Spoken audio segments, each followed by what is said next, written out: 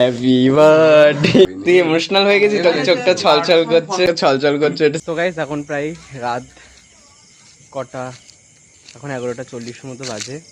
আমি এক্ষুনি এসেছি সন্টুদের বাড়ি থেকে, মানে সন্টুর সাথে আড্ডা মেরে এসেছি। সন্টু বুঝতে পেরেছি কিনা আমি জানি না, বাট সন্টুর জন্য আজকে একটা জন্মদিনের কি সারপ্রাইজ দেবো বলে এক্ষুনি সন্টুর কাছে, মানে কাছে থেকে এলাম যে আমি বাড়ি যাবো, যেতে হবে। আমি দিদির বাড়ি ছিলাম, সামনে শুভমদা আছে ওদিকে দাঁড়িয়ে, তো ওদের বাড়ি এখন যাওয়া হবে। এখন প্রায় কটা দেখো, কটা সরি, মানে প্রায় 40 তো হয়ে গেছে না। এখানে আছে শুভমদা, আছে শুভমদার একটু মুডটা অফ। আমি ঘরে গিয়ে দেখি শুভমদা একা একা বসে আছে, কিন্তু সন্টু বুঝতে পেরেছি কিনা আমরা সত্যিই জানি না। আজকে হচ্ছে মানে আজকে 12টার পরে, এখন হচ্ছে 12:40, এই 11:40 বাজে।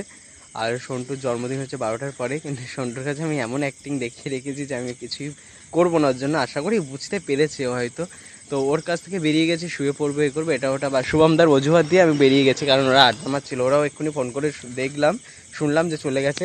আর এখানে আগে থেকে কেক এনে রাখা ছিল, এগলেস কেক। ওদের এখন মানে ও এখন ভেজিটেরিয়ান হয়ে গেছে, এগলেসই চলবে। আর এমনিও খেতেও পারবে না, 2 দিন পরে খাবে হয়তো। তো এগুলো কিনে আমি দিদির বাড়িতে রেখে দিয়েছিলাম আগে থেকেই, আর সেটাই এখন নিয়ে যাচ্ছি সন্টুদের বাড়ি। চলো চলো যাওয়া যায়। তো হচ্ছে কিনা সন্টুকে একটুখানি আমি ফোন করলাম, সন্টু রয়েছে এখন নিজের ঘরে, ওরা সবাই আড্ডা মারছিল। দেন আমিও নিজেও আড্ডা মারছিলাম ওদের সাথে, কিন্তু আমি এই কারণে চলে আসি। ও ব্যাপারটা বুঝতে পারিনি, আমার যত মানে ওর সামনে আমি এমনই নাটক করছিলাম, তাই তো শুভমদা, এমনই অভিনয় করছিলাম যে ও ভাবছে মানে এমনভাবেই দেখাচ্ছি, কিন্তু না। ও প্রত্যেকবারে বলে তুই সবার জন্মদিন করিস, আমারটা কিছু বলি না। সত্যি ওর জন্মদিনটা এমন সময় হয় আমার একদম সামর্থ্য হয়ে ওঠে না। আর আমি নিজে থেকে সবার জন্মদিন করে, সে আমার বন্ধু হয়, তারটা কেনই বা করবো না। তো হচ্ছে কিনা তার জন্মদিন ফাইনালি আজকে সেলিব্রেশন করতে যাচ্ছি। কাছে দেশলাই আর স্পার্কেল সমস্ত কিছু নিয়ে নিয়েছি, ওকে সারপ্রাইজ দেবো। আর ও এখন নিজের ঘরে আছে, ও চলে গেছে। ওকে একবার ফোন করে নিলাম, এই ভিডিওটা করার আগে ওকে ফোন করেছিলাম।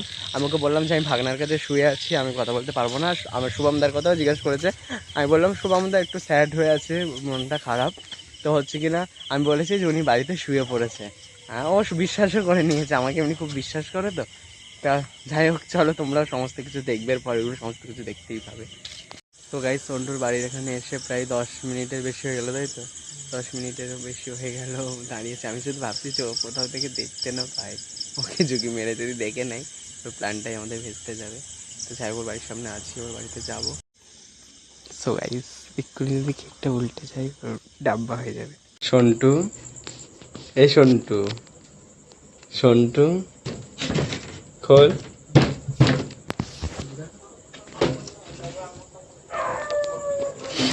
Happy birthday to you, happy birthday to you, happy birthday. এখনো 1 মিনিট বাকি আছে। Happy birthday, many many happy returns of the day. চলো কেকটা কেটে দাও। Happy happy birthday, happy birthday, happy birthday to you. So guys আজকে ছাল আলীর বার্থডে আমাদের। কে কাটছে কিনা সন্টুর বাড়ি আমরা চলে এসেছি, এখন পুরো 12টা বাজে। আর দোকান থেকে ছুরি দেয়নি, তাই জন্য ওকে এখন চামচ আনতে পাঠিয়েছে, চামচ দিয়ে কেক কাটবে। তো চলো আগে চামচটা নিয়ে আসুক। Day to you, happy birthday to you, now কেকটা cut. Happy birthday dear Santu, happy birthday to you. এ তোদের তো খেতে নেই, আগে আমি খাবো। একদম খুব ভালোভাবে কাটা জন্মদিনটা। তুই তো খেতে পারবি না, শুভমদা এদিকে খেতে পারবে না, কারণ ওনাদের খেতে নেই। কেমন লাগছে বল? খুব সুন্দর।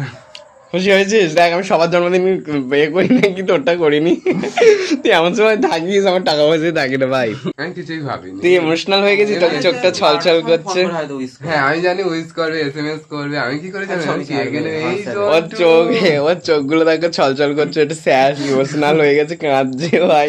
কাঁদছিস কেন? খুব ভালো করে কাটাস জন্মদিনটা, খুব জন্মদিনটা ভালো করে কাটিও। কারণ কথা ভেবে একদম খারাপ করবি না, আর ইমোশনাল আমার কোনো দরকার নেই। কালকে আসবে তো, একটা হয়েছে আরেকটা হবে। চলো কানে আর কাটি দিও না, আমরা চলে যাই এবার, আমাদের রওনা দিই।